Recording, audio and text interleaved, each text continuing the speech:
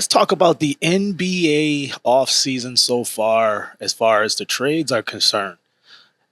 It's a lot to talk about as far as the trades are concerned, man. It's been a whirlwind of different types of things happening with teams that you don't even expect.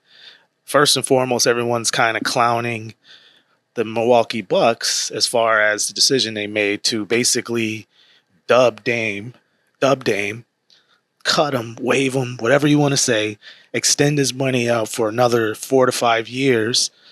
And they, in turn, use that flexibility to go get Miles Turner from the Indiana Pacers. Now, I'm not even sure if that's a good move or not. No, actually, I don't think it's a good move.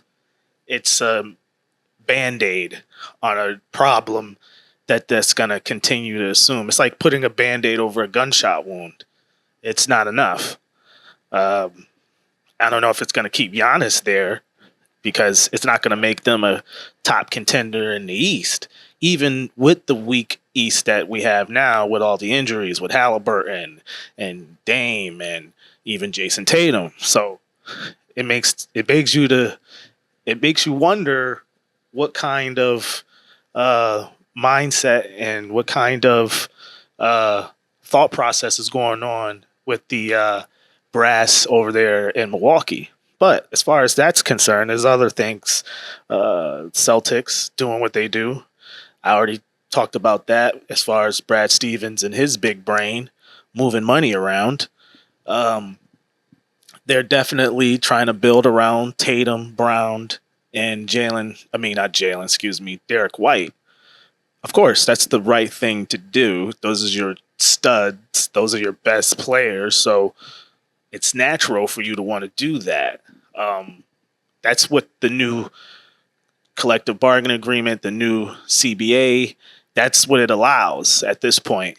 A lot of teams are just blowing up their team every couple years and trying to keep the key essential parts to build around. Because now you can't pay everybody. Even if you draft homegrown talent, you can't continue to pay them because the new CBA doesn't allow you to do that.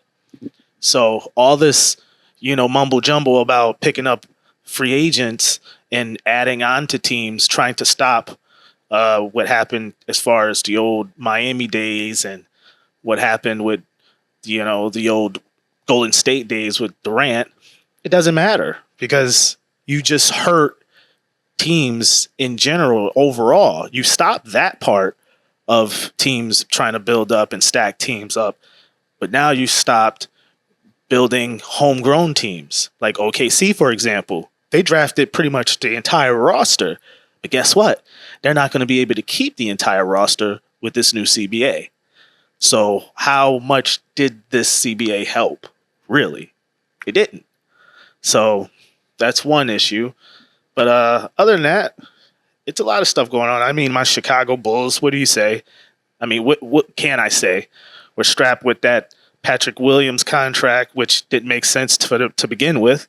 And now they added another guy that's pretty much the same position as Williams. I don't know. Bulls just do what the Bulls do. I don't talk about them very much because nothing is going to fundamentally change until ownership changes or ownership has a change of heart like James Dolan did for the New York Knicks as far as bringing in a separate management group to run things in a more competent way. But until then, the Bulls are still going to be the Bulls. They're going to still meander around the 9th or 10th seed as a play-in team. So, yay! So other than that, that's just a quick update as far as what I think about what's going on in the offseason.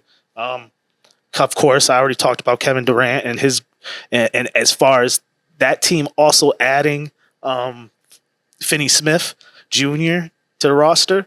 So they're just adding more depth to the Houston Rockets lineup, which is I cannot wait to watch that team on League Pass.